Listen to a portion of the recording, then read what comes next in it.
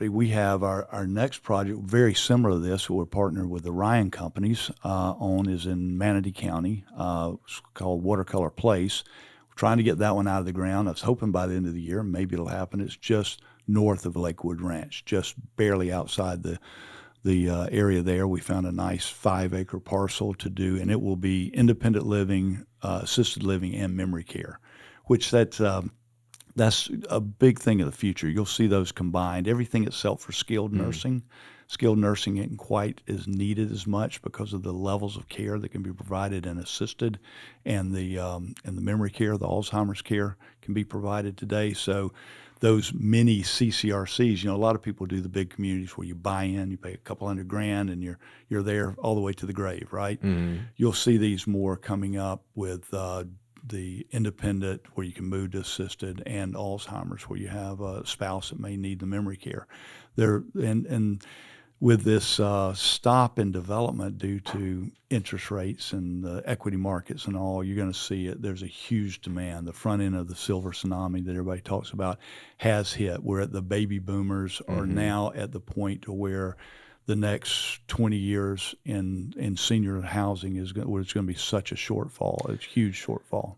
Well, there's a lot of seniors that live in some of these condos that were built in the 1970s in Florida. And a lot of those old buildings, with some of the new laws, with the structure laws and the reserve laws, it's not going to be affordable to be in an older building like that moving forward. And some of these new communities, I mean, you're not going to beat amenities of these new communities with these old condos. Oh my gosh. Yeah, I mean, the pool is filled up every day with the water aerobics.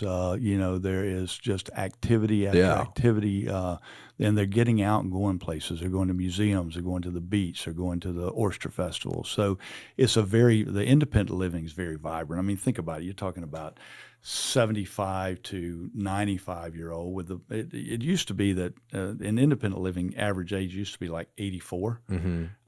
It's trickling down, and when you say independent living, it's basically a resort with services. Right. And it's what you'll see more and more of, the biggest need, a lot of people go, I'm going to stay in my home till I die. Well, usually when you've lost a spouse, the biggest problem you have is loneliness and isolation. Right. And communities like this offer the social side of life, of getting people back the opportunity.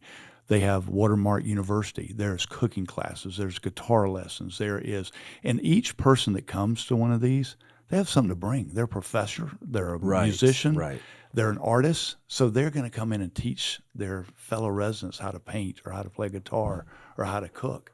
And the lifestyle that you get out of that, you see the people that have come from a loneliness, especially after losing a spouse, to having that kind of vibrant purpose life is pretty cool. I'm about to put my name in the hat. I like this place, man. It's really sweet. Early. Yeah, might as well lock it in. If you enjoyed this clip, click here for the full episode and make sure to subscribe. Thank you guys for watching.